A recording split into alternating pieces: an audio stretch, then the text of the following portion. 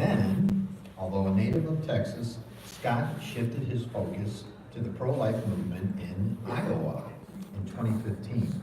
As COO of Iowa Right to Life, he noticed that a divergence in strategies between pro-life organizations had left Iowa with 40 years of minimal legislation. So using his past experience, Scott helped bring over 35 Iowa pro-life organizations together to form the Coalition of Pro-Life Leaders, of which he is currently the chairman.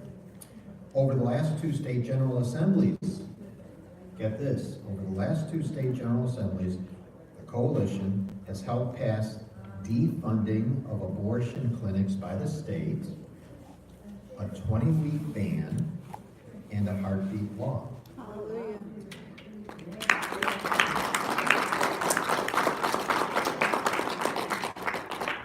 Scott is married with 3 daughters, which he says are at the at-risk age, and it's why he is now in the movement. So Scott will speak for about 50 minutes and then take questions for 10 minutes. You probably know the format. The questions will be submitted ahead of time, so volunteers will circulate and pass out index cards and pens. So please give Scott Valencia a warm welcome.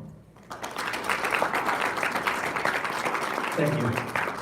So I'm going to kind of start off by doing a few apologies. Number one, the original presentation that I was going to be doing was going to be geared towards pregnancy clinics. We were going to do it as an advanced education class so they could get their annual certifications.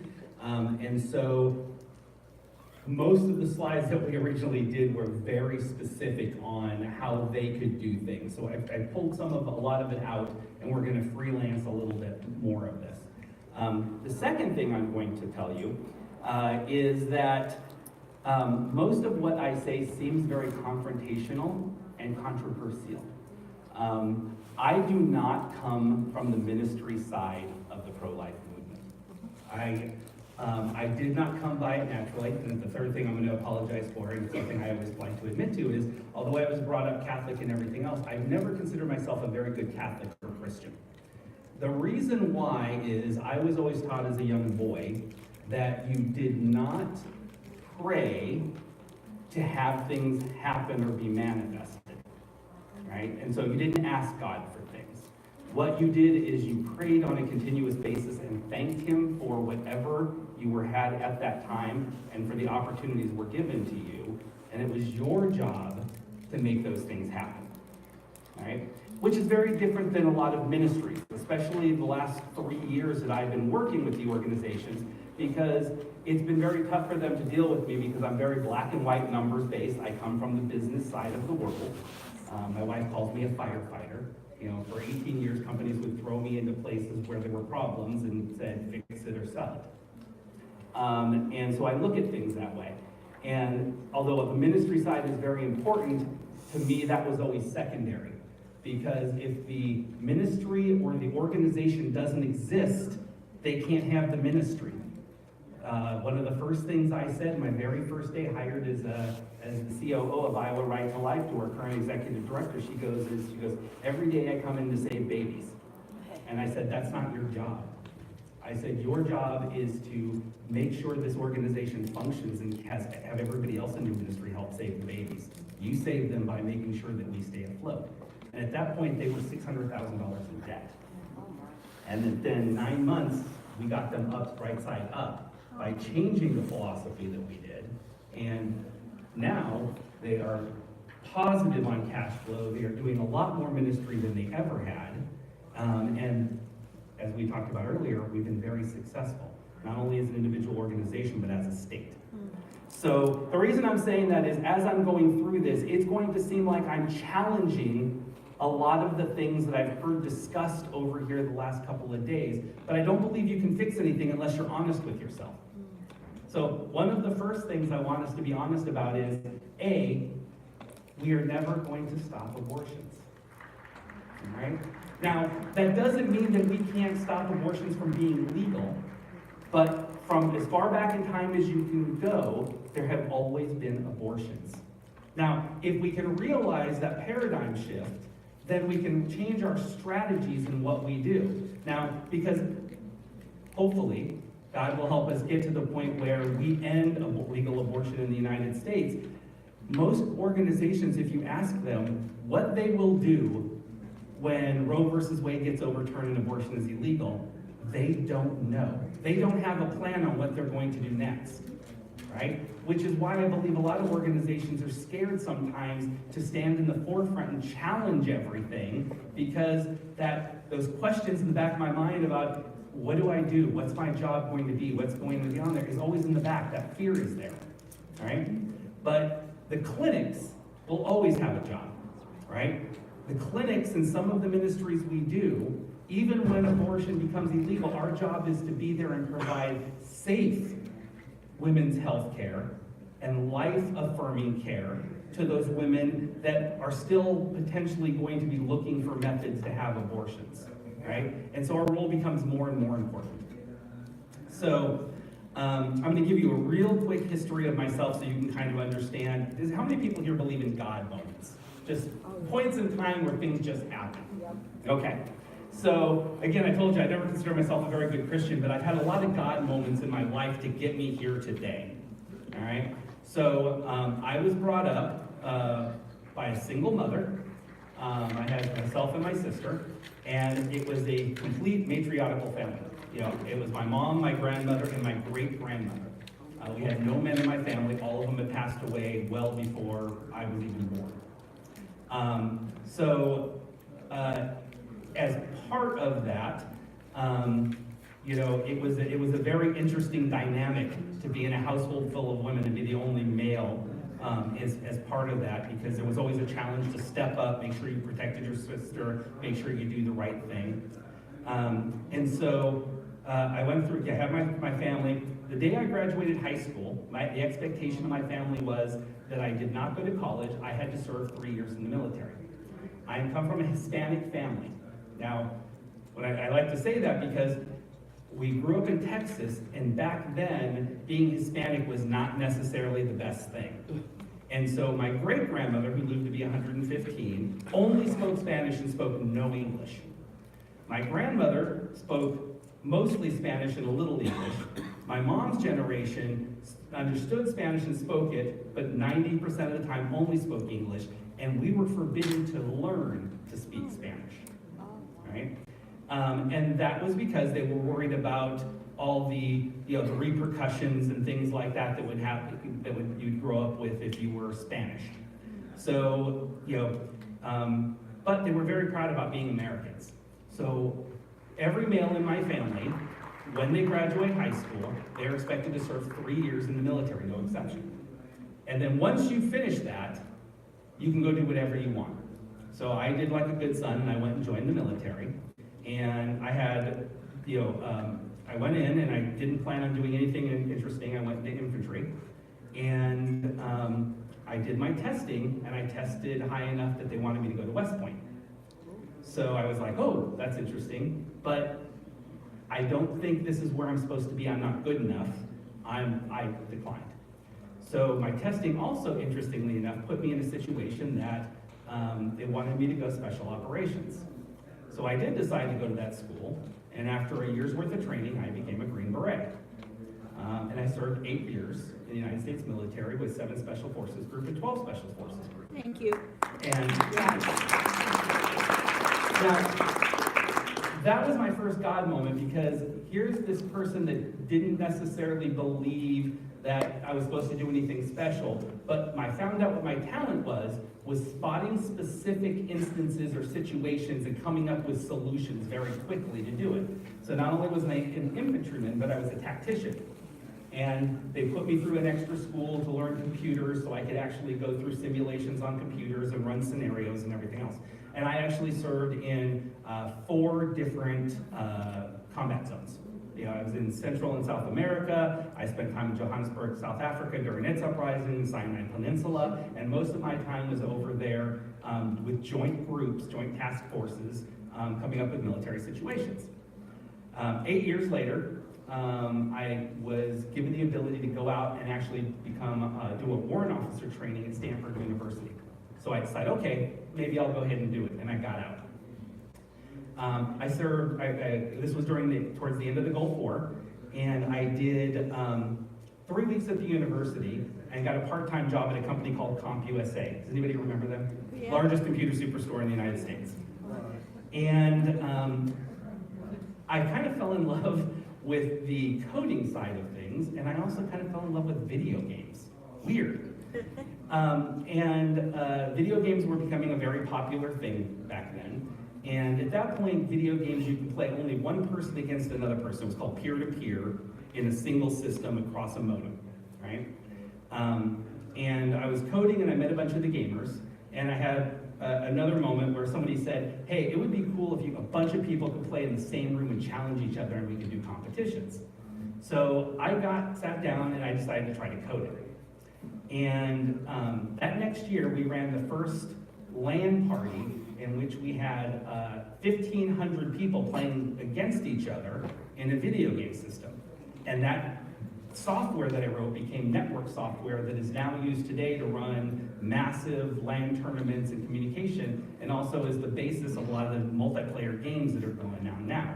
Now, after that happened, I got promoted to a senior vice president of CompUSA because they wanted to buy the software for me, and that was my next moment, which is they wrote me a check for $14 million in order to buy the stuff that I had. Believe it or not, I lost all that money.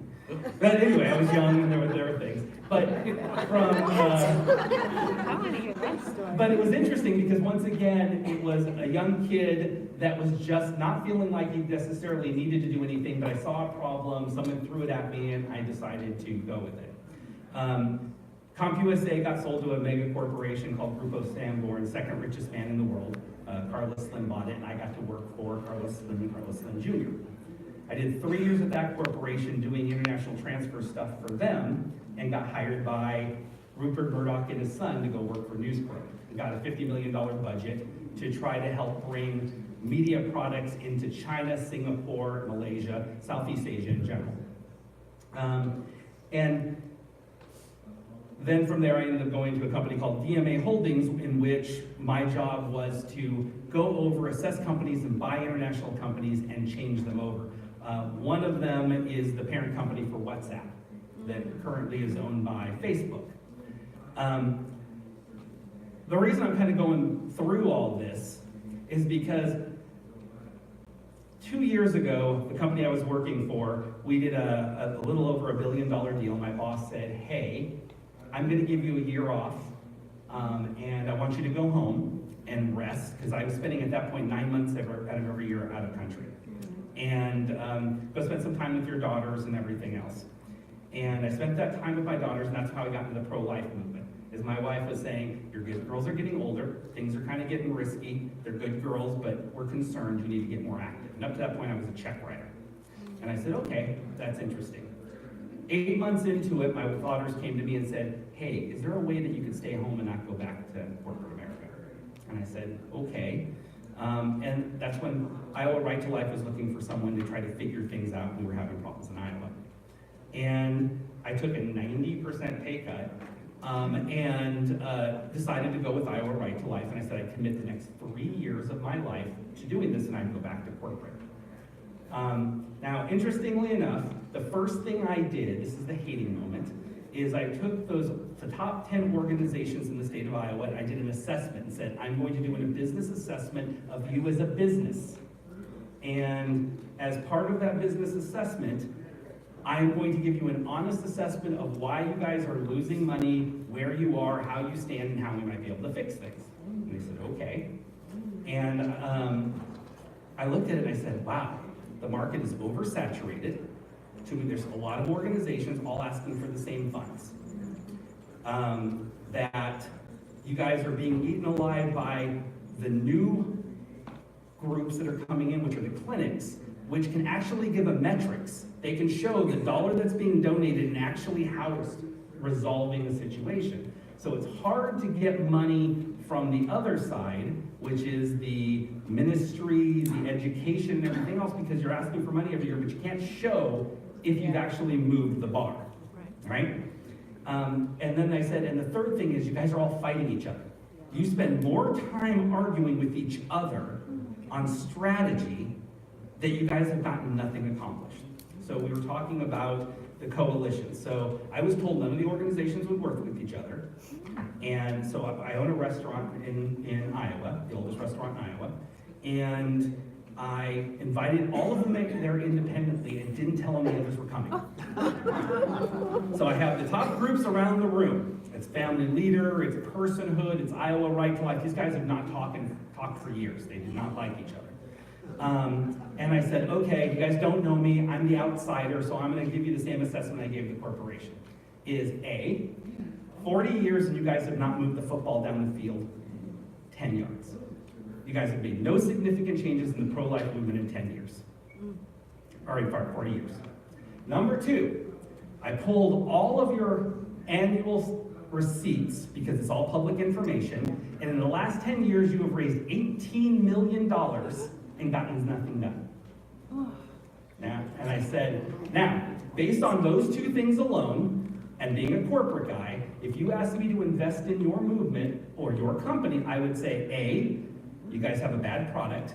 Nobody believes in what you're doing, but we know that's not true. Number two is you don't know how to market your product. Or three, you should all be fired because you're lousy executives. All right? And they were all shocked. But they all listened. And I said, what I would propose that you do, give me a year to 2 years, we all are going to work together, and we are going to go to the next legislative cycle, and we are going to take all the things we disagree on and throw out, and we're going to pick the two things that we can agree on. And we are going to go up front as a united front. No more mom against dad, no more duplicating money. Everybody has certain skills. I'm not going to market to your people, you're not going to market to my people. We're just going to go up as a single unit. That year we got state defunding of Planned Parenthood when we got 20 weeks and we got body parts. The first year, all right? So we talked about heartbeat. So we did the same thing the next year, and we got heartbeat passed. No one believed it was possible, and we got it passed. Well, that's when I had my moment of sadness, because the first thing that they did was they took it to court and they locked us up. Now, Iowa went from the most conservative pro-life state to now, because they've actually stated, because of the Iowa Supreme Court, that there is a constitutional right to an abortion in the state of Iowa, they can now start overturning anything that was passed previous. And we can't even put new law up, because there's a constitutional right.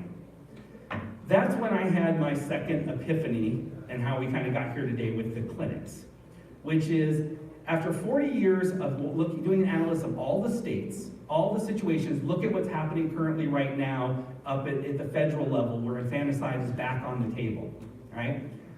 We can spend a tremendous amount of money every single year, and we keep kind of going through these cycles. And the question became, the most effective group is the clinics, as far as getting numbers done. Is there a way to challenge Planned Parenthood and the thing on a business front? Now, when I looked at that analysis, the answer was yes, but then it quickly came to the same realization, which is it's never going to happen because they're all ministry-based. Now that seems like a good thing, but it's not a good thing in the sense that they're only going to work with each other to a certain level. They're never going to have true unification because their basic differences are too different, right? They've tried to get networks together. You have Heartbeat, you have CareNet, you have Obria, and all of them only seem to be able to grab a small number of organizations because their base strategies and what they're trying to get accomplished, although the end goal is the same, is completely different. So I put that on a whiteboard and said, is there a way to fix this? So the first thing we're going to do is we're going to do a quick analysis of the pro-life pregnancy clinics. All right. So I always hear all the time, and I've heard it several times here today, in the last 2 days, is Planned Parenthood has so much money and they're so much bigger than we are. It's really hard for us to feed them. How many people believe that they're really that big? That they have more money than we do? There's a lot of hands. Okay, so let's go through this. So The first thing you have to do when you assess a business is you need to determine if the current and future needs of a product or service are viable. We know that we need these services, right? That's not even a question here. Number two is you have to determine, you and your nearest competitor, what the market share is, and if there's enough market share to take over in order to make the business bigger and more viable, right? So we'll go over that. Three is you need to evaluate the competitive services and cost, the value proposition in comparison to your competitor. And four, you need to decide if you can solve those issues that restrict your current growth. All right, so 5 reasons a business fails. Number 1 is you're really not in touch with your customers. Number 2, there's no real difference in the marketing, a lack of a unique value proposition. 3, and this is according to Forbes and several other places, failure to communicate the value proposition in a clear, concise, and compelling fashion. 4, leadership breakdown and disagreement of clear direction or strategy. And 5, inability to nail the business model with proven results and revenue streams. All right? Now, almost all of those, believe it or not, are problems with the pro-life movement. So we're going to go here. Let's take a snapshot of market share. The first thing I want to point out, this is the statistic company surveyed 10,000 women between 18 and 45 between 2003 and 2018, May of each year, in the United States by phone. And what they found was when they asked them, the question that was asked to them was, do you consider yourself pro-life or pro-choice? And if you found yourself in an unplanned pregnancy, which direction would you go? If you look at the statistics from 2004 to 2018, it stays almost consistent at 50% market share. 50%. Okay, now we're going to get to some interesting things. So the first thing you notice is the other side has stayed fairly stable, but in 15 years, we have not been able to really move anybody over to our side. But every dollar I hear that we want to spend is about changing hearts and minds. So my first challenge to you is, are we really trying to change hearts and minds, or are we patting ourselves in the back? Because most of the events that I've gone to in the United States, we're preaching to the choir. The money we're spending is to go into the churches that already agree with us. We're spending money to have events to talk to the people that already believe what we do. And conversion is about getting to the people that are on the other side and moving them over. Now these are hard statistic data. This isn't me saying, this isn't anecdotal, this is real information. And again, this is where I get in trouble, because I believe in faith, I believe God moves things, but I also believe God gives us the tools to make decisions to actually move things over. Okay, so there's a market share. Okay, so now we're going to take a snapshot of the competitor. You guys are now investors. I'm asking you to look at this objectively on if you think we're using good use of money, and if you would want to invest in the competitor or the company A being us, pro-life groups, if you were to look at these numbers. So the first thing that we're going to be looking at is how many locations are we working with? How many people think they know how many locations Planned Parenthood physically still has? Brick and mortar. Yes, ma'am. 600 plus. Very close. Compared to how many life-affirming clinics in the United States? 2,000 plus. The actual number is 596, but we have 14,124. Okay, that's a 20-to-1 ratio. So for every opportunity that they have, we have 20 opportunities, 20, in order to move that 50% to our side. So my first question is, if you were an investor and you saw that, and you said, in 15 years, you have not been able to move that 50% market share from A to B, when you have 20 more opportunities, what would your answer be? You should either be fired, you don't know how to market, or you don't have a good product. That's what you said. If we took the pro-life out of it, that's what you should be saying. So let's look at the next statistic. So the next statistic is dollars. So I'm going to ask you again, how many dollars do you think Planned Parenthood revenue that they get in annually? Anybody? 586 million. Okay, that's actually how much federal funds they get. Okay, how much do you think that the pro-life, all the organizations, just the clinics, bring in on an annual basis? Okay, let's do this. Planned Parenthood brings in $1.3 billion annually. That's across all their things. 560 million of that is just government money. That's what we always tend to talk about, is getting the government money out of their hands. These numbers are from Planned Parenthood's annual report. Okay. But all the clinics in the United States bring in $2.2 billion. $2.2 billion of revenue. And most of that is done in donations. The average clinic has about a $100,000 annual budget, and they bring in a little bit more than that. Some of the bigger clinics have over $1 million budget, but the average is about $202,000 raised every year. If any of you guys are in clinics, now there's the small ones that bring in 50, 60,000, but any of you guys, and I've talked with a bunch of the clinics here, even Birthright, and they're like, yeah, that's about right, about $100,000. So 14,000 times the average of 200,000, that's the big ones and the small ones, $2.2 billion. And again, all this information, because they're 501c3s, can be looked up. This is, again, not anecdotal information, this is hard fact. It should scare you, because if I told you the 7,000 pro-life organizations that are also included, if you added that budget in there, we are getting we have so much more money than they do. It's amazing that we aren't getting anything done. So the third statistic, average cost of services.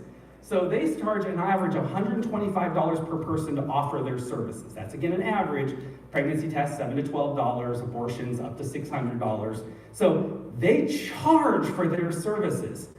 On average, we offer them for free. So let me ask you, if your competitor had less locations, received less money, and charged, we receive more money, have 20% or 20 to 1 on locations, and we offer our services for free, how are we not winning? I mean, from a business aspect, we should be looking at this and saying, what are we doing wrong? It's just an impossible situation that should happen. So I actually put on here some of the care costs. These are actually from Planned Parenthood site, shows what they charge on average. Now, they will help you make payments. They will, help find services for you if you don't have any income and things like that. But on average, everybody walks out with some sort of fee, even if it's $20 for the admin fee. We offer our services for free. Okay, why can't we get past 50%? Okay, there's the abortion care costs. Okay, so I'm gonna get a little closer to home. Here's a snapshot of 5 states. So in Iowa, unfortunately, there's 8 Planned Parenthood still existing. We have 260 clinics. Our annual birth rate is 39,687, yet we still have 3,700 registered abortions. Now, we have to know chemical, that's not even the real recording number. So the numbers that we're giving are slightly skewed, which means that we have an 8.6 abortion rate, or overall in the state, and our ratio is 26 to 1. So for every clinic, we have 26 on the opposite side that are life affirming, that we should be able to do that. You can kind of go down the list and look at that. And again, if you do an assessment, I couldn't find really any states, outside a couple of the Dakotas and things like that the ratios weren't significant, and we shouldn't be able to be winning on a marketing front, on a general business front. So it keeps going. I kept going back with the question: what is the problem? Why can't we get there? How are we failing when it comes to these really basic things? Now, part of the reason, I believe, is that we are not marketing to the right people.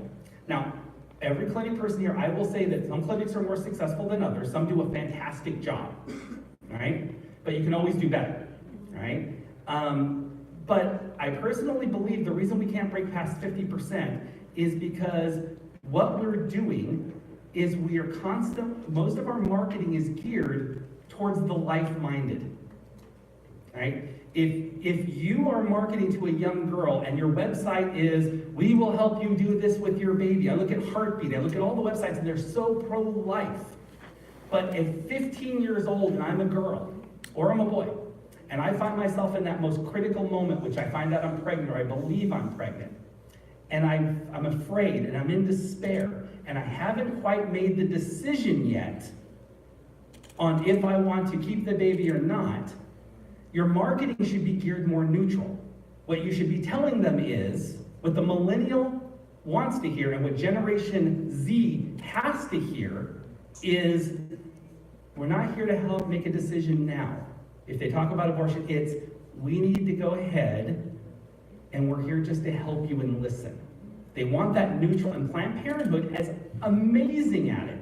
So I'm going to tell you a true story that happened recently, and this is how I ended up starting this company. So again, I told you I'm Catholic. My middle daughter is 15 years old. Since we moved up to Iowa, she has a best friend, also Catholic, goes to CCD with her. Her parents are, her dad's a Knight of Columbus with me, family's pro-life, that we all went to the March for Life together. This is a very pro-life young lady. Unfortunately, she thought she was pregnant. Now, we live in a little town, population 800. The town next to us, Creston, is a population of 6,000. We have a clinic there. She did the right thing. She tried to call the clinic.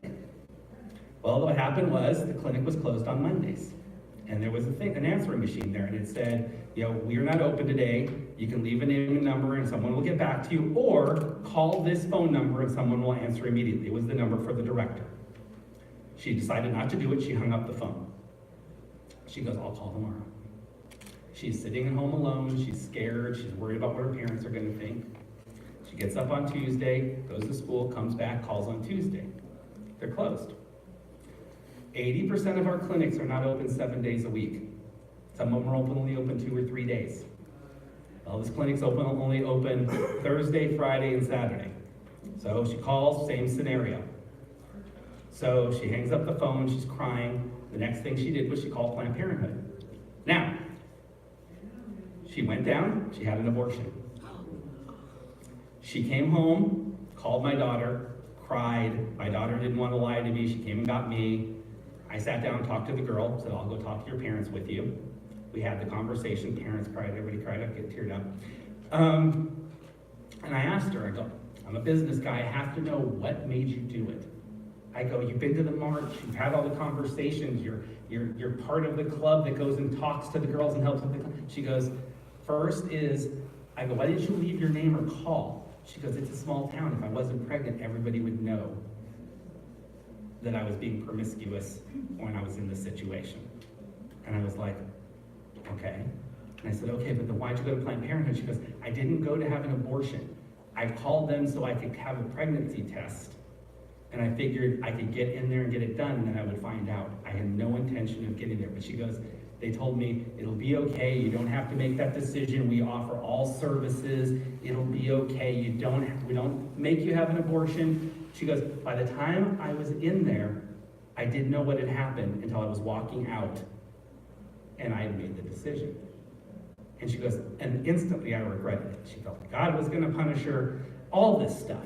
Now, we work with a group called Operation Outcry, and they're a national program, and they have a stack like this big of women who have had abortions that have regretted it or had situations. And so the stories are out there, and usually the stories are the same.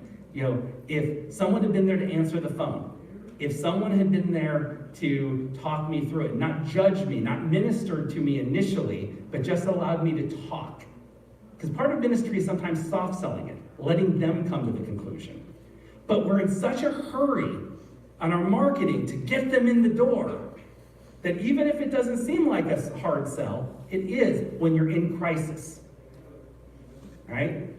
So how do we get, so if you can allow me the latitude of saying, well, maybe he's right. Maybe, you know, we're getting the girls. I still think that the clinics do get those girls that are on the fence and saying, but they were probably brought up in an environment that what they're looking for is you say, it'll be okay. We'll get in there. I met the lady from Birthright here, and yesterday she was eavesdropping on this conversation with one of my friends from Personhood and one of the lawyers from Thomas More, and she goes, we're talking about this at Birthright. And I said, why? And she goes, because what we're hearing is, if you want to keep the baby, go to Birthright.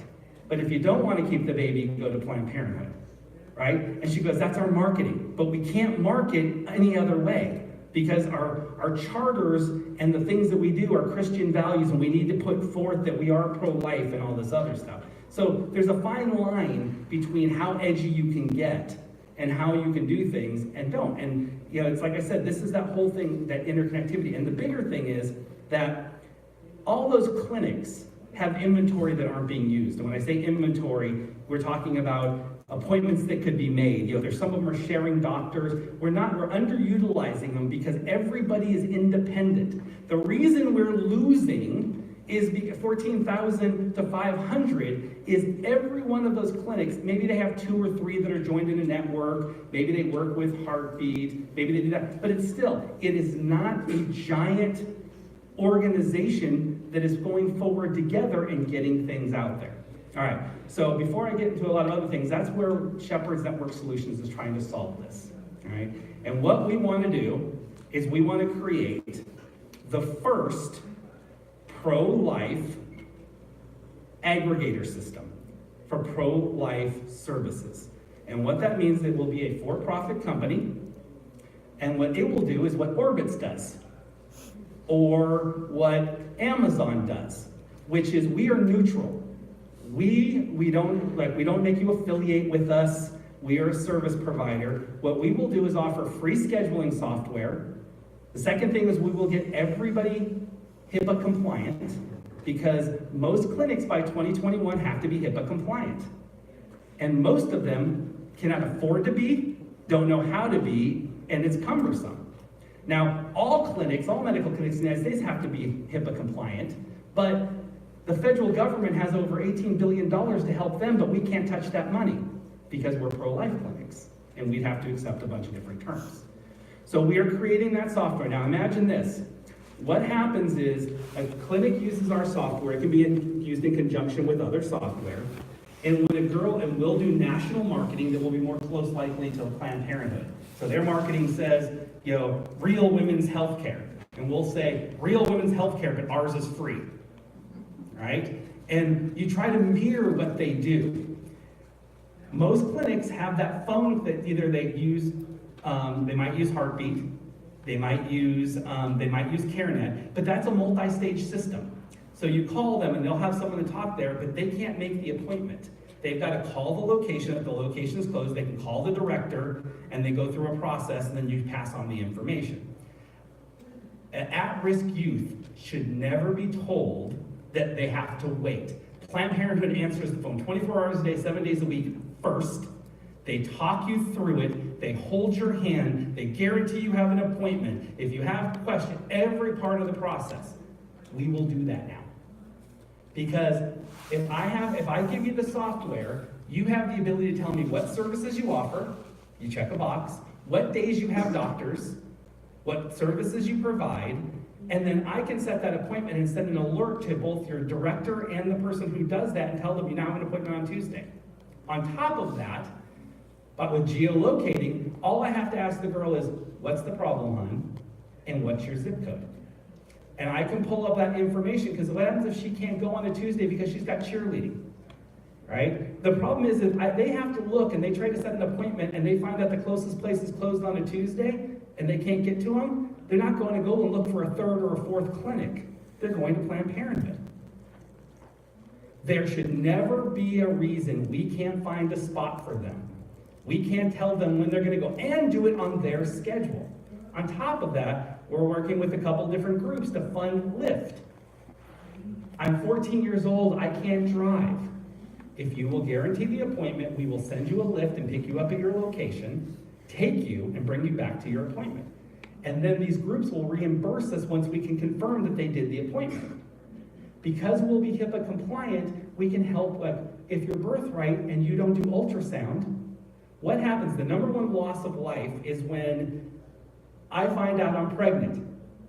I peed on a stick, I did my test, and now you just confirmed my worst fear. And you said, we'll refer you to the next place, and you're trusting them to get there. But you left me alone. Now, our intent isn't to do that. There's groups that don't, but these kids, okay, the other thing is we always talk about community. Everything is about, we try to change everything in our local community. We try to change everything in our church, right? Again, that ministry is wonderful, and I think it's great. Generation Z lives in a global community. They don't look at the community around them as community. They live 24 hours a day, 7 days a week with community without boundaries. You know, the information, my daughter, it drives me crazy. Our priest will go up there and sit there and give, talk and kind of go and make his points, and we'll go through things. And at the end, she'll go, according to the national, Catholic Church doctrine, because she doesn't look as the local Catholic Church as her church. To her, it's the entire Catholic Church is her church. Because all that access is here, 24 hours a day, 7 days a week. Planned Parenthood realizes it. We just don't realize it. So I know I'm running out of time, so I'm going to run through some things relatively quickly. So we need to understand our current genetic makeup of who is who as we're building this. So baby boomers. So baby boomers are 44 to 64. They're right now 54 to 74. They're the investors and donors, right? They should not be the ones that are making decisions on the infrastructure that we're building for Generation Z. And unfortunately, a lot of our board members are those people. And the decisions that are being made by the group that has no clue on who the next generation is. Generation X, 65 through 79, they're now the investor operators, which is almost as bad, right? There are some of them who are investing, but it's people like me who are out there operating it. But until about 3 weeks ago when I started doing this, I didn't realize none of my girls did Facebook, right? And then I went to the school and found out about it and found out 80% of the kids in my daughter's class have never touched Facebook. They don't believe in Facebook. They won't use Facebook. Wall Street Journal, then I confirmed it, Wall Street Journal yesterday had 3 articles about Zuckerberg, how he's trying to change his privacy policies and change. He owns Instagram and he owns WhatsApp, but he's trying to change the policies there because no one under the age of 30 is on Facebook, and they lost 15 million people. But we're still, all the clinics, they're building their stuff to use Facebook Messenger. And they think that we're advancing. And I'm like, you're spending money going backwards. Again, good intentions, but we're all doing it independently and we're doing the best we can. No one's looking at the future. We're looking at our future. At 54 years old, I think I know the future, but it's not the same as my daughter's, right? We're going to skip Generation Y, but we're going to talk about Z. Generation Z, 95, right now they're 3 to 23 years old. Those are the people we should be talking to find out what they need. They're the clients. Stop making decisions based on what we think they need and start asking them what they need. I know 3 groups that I talked to here that are in the process of building apps. No one under the age of 20 uses apps, right? Planned Parenthood only has one because they're giving the abortion pill and they need it for telemed. No young girl is going to download an app for her local clinic and let her parents find it and ask about keeping a baby. You're not going to have that. Plus, on top of that, parents have tracking information now. I know every app that my daughter puts on her phone. They're not going to do it. And on top of that, you spend $50,000 to build an app that's going to be used multiple times. If it's a multi-use, then it's useful. But hopefully they're not getting pregnant multiple times. It can happen, but the point is, you only invest that money in something that makes sense. This doesn't make sense. So who is Generation Z? They think in 4D, they're tech innate, they use more than 5 screens at any given time. They're active volunteers, they judiciously share. What that means is, my generation was okay with Google grabbing information. They turn off geolocation because they don't want their parents to find them. They watch the tracking things that they do. They don't share information at the same rate. They know how to go into the privacy things and turn everything off. They make the decision on who they share things with. They communicate with images. Here's an interesting statistic. Every single year, there are more photos taken by Generation Z than all the previous photos of all the years prior. That was a statistic that was done by several institutes when they actually looked at the numbers of photos being taken. Okay. They look at collective consciousness. They only have an 8-second attention span. They believe in global community and they're future focused. On top of that, they're extremely high stressed. They have a high fear of failure. They are overwhelmed, overcommitted, overconnected. They suffer from FOMO, which is fear of missing out, not being part of what's current. And they also fear of being openly judged, which is why our marketing doesn't do its job. Because although we don't feel it's judgy, at that moment, that fear makes them feel like we're going to be judged. How am I doing? 1 minute? Okay, so I'm going to do this last thing, which is psychology of fear. So the psychology of fear is connected with our primal response of fight or flight. Your body releases hormones and controls the blood flow. This is important because our biggest fear is death, right? That's important because it's a trait of survival. However, this primitive instinct of survival can change your morals and your actions. Think about my daughter's friend, right? This is what we need to understand when we're dealing with that at-risk person, because they're not making decisions based on morals. They're making decisions on that primitive response. So although we keep thinking that we're getting to them and they have moral values, what we have to understand is that primitive response is what gets to them. Now I say there's 3 exceptions in the pro-life movement. There's rape, there's incest, and there's me. More people that you talk to that are in the movement have someone they know about that have had that and say, I was surprised when they had that abortion because they always seemed like they were this way. When it happens to me, when it happens to my daughter, when it happens to that primal instinct kicks in, and although they always regret it at the end, that's what we're dealing with at that time.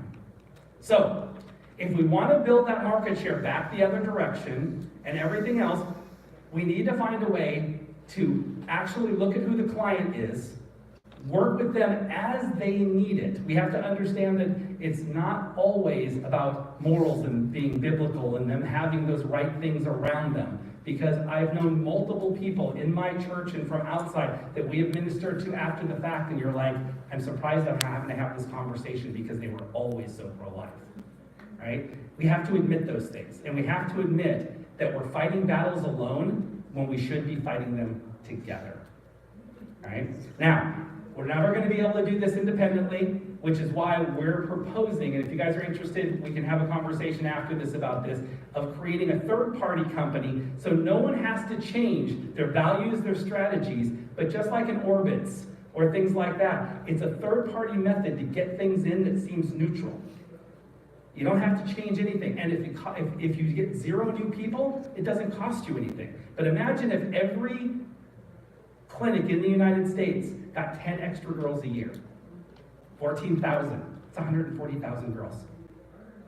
That just brought it from 1 million to 900,000. If you got 20 girls a year, if you got 10 a week, right? We're offering them a different method to get in and soft selling it so it doesn't look like we're judging them immediately.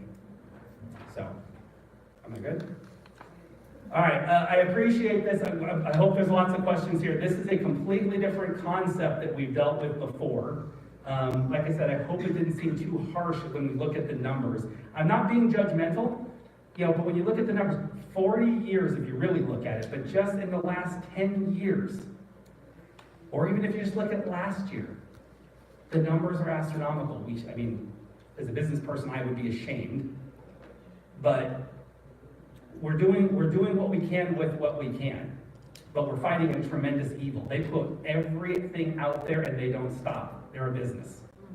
We have to be a little bit more business-minded because 40 years of legislation and straight ministry has shown we can hold the line, but we're not moving the bar completely over.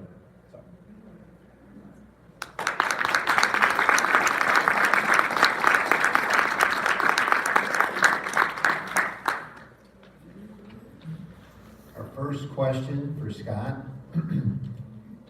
Aren't our competitors the media and left-wing influence on government, which is overwhelming competition?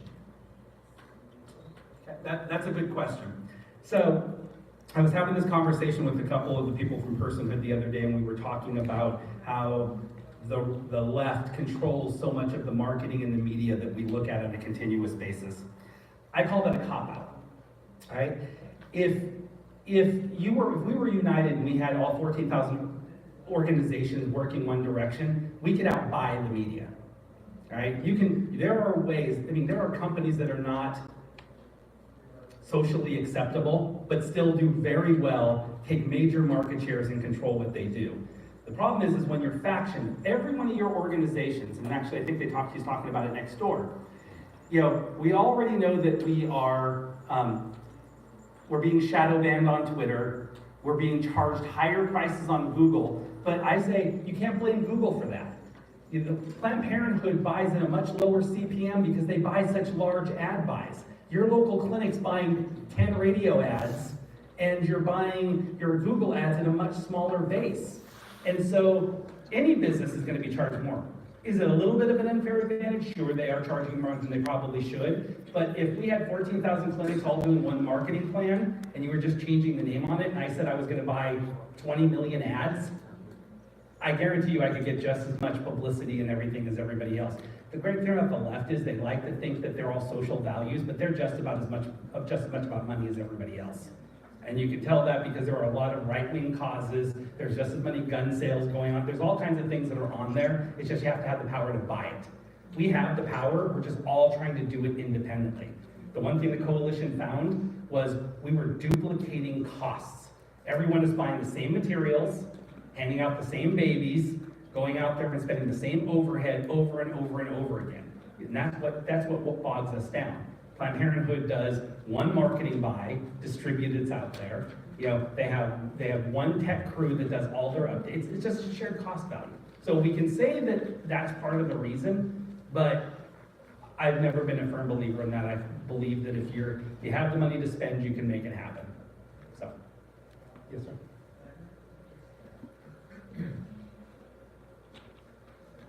May be exactly what you were just talking about.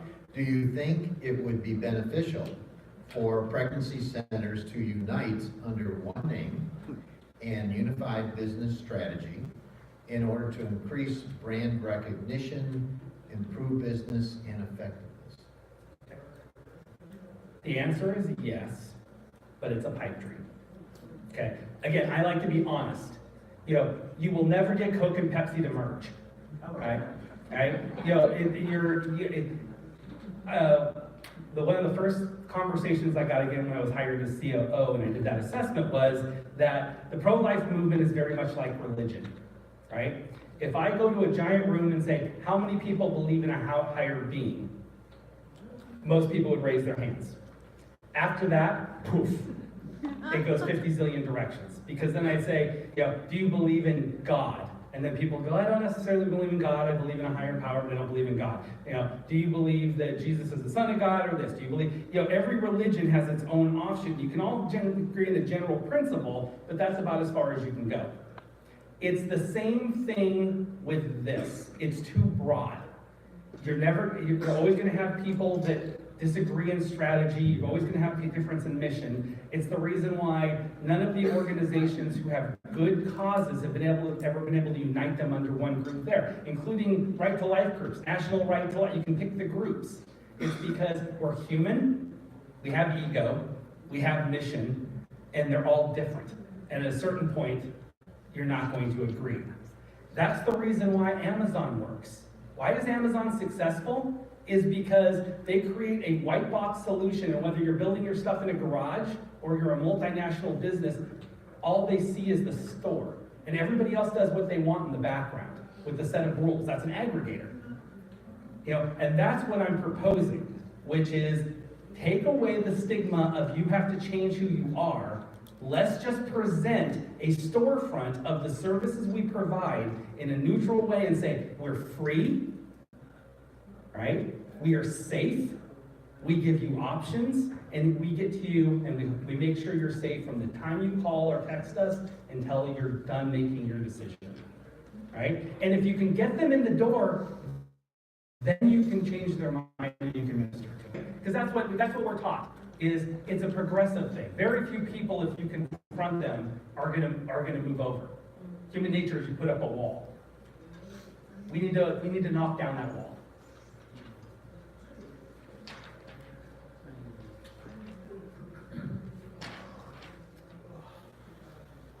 if, isn't Planned Parenthood much better funded per location? And then isn't that part of their relative success compared to their competition? Okay, that's a good point. So, yes, but we can change that. Here's the reason why. How many people here are part of the ministry? You either work for a clinic, work for an organization, do volunteer work, anything. Okay. When you tell people what you do, how many people go, I give my time, I volunteer, I work for a nonprofit? How many people describe where they work or what they do as a nonprofit? Okay. 90% of the people in the pro-life movement do. You will never hear that from Planned Parenthood. They work for a corporation. It is a 501c3. 501c3 is a tax status. We operate our businesses and our organizations, like we're martyrs. A lot of the organizations barely have enough money to get through every year. Then we go back to the donors and do that, and we say, we pray for it, we'll get it, we'll make it happen. Every year they have a surplus of cash. They operate it like a business. They do that stuff. We can do the same thing. Some of the most successful clinics that I've talked to, when you look at them, they run it just like a business, all right? So when we're looking at that question, and you ask that, they are better funded because they have business operations, they have budgets that they don't oversee, they don't supersede, they do 3-year projections, they know how much they're gonna spend, what's going on. I can go to 10 organizations and say, can you give me your 3-year budget? Most of them will look at me like, what, budget? What are you talking about? This is how much we bring in. This is what we kind of do. We don't operate that way. So we can change the funding method. By doing a third-party company, we can go after money that you guys can't go after because we're a for-profit company. So what we're doing, this white box solution that we're looking at, is we offer these services for free to all the clinics. And what we do is we can go after government funding. There is Title X funds. There are funds out there to get HIPAA compliant, but see, we're not a health clinic. I don't have to meet those standards. What we are is a service provider to help low-cost rural clinics up to standard. And we've already made the calls and checked on that, and we're going, checkbox. Because our clients are life-affirming, but the government can't stop you on who you choose as clients as a for-profit business when you go for grants. But they can stop you as a clinic or a nonprofit organization from doing certain things. So again, by flipping this to a for-profit business, and the profits that we do make every year go right back into funding the cost of why you're getting the service for free. We just don't pay out a dividend. Our board members just agree to allow that money to go back into operational costs. So we're more philanthropists as a for-profit business than a nonprofit that has to deal with government standards. So there is a way to go ahead and do it. So here's a legal question. Sure. Are there legal problems of false advertising if a pregnancy center gives the impression they may do abortions? Okay. So first of all, we'll look at this from 2 perspectives. Is there a legal obligation or any risk to the clinics? No, because the clinics don't have direct contact with the client. We're the go-between. You don't talk to the airlines when you go to orbits. Right? You do that. So theoretically, what we've done is we've created that barrier to entry to block all risk to them because you give us the information, we filter that information, and we put it out there.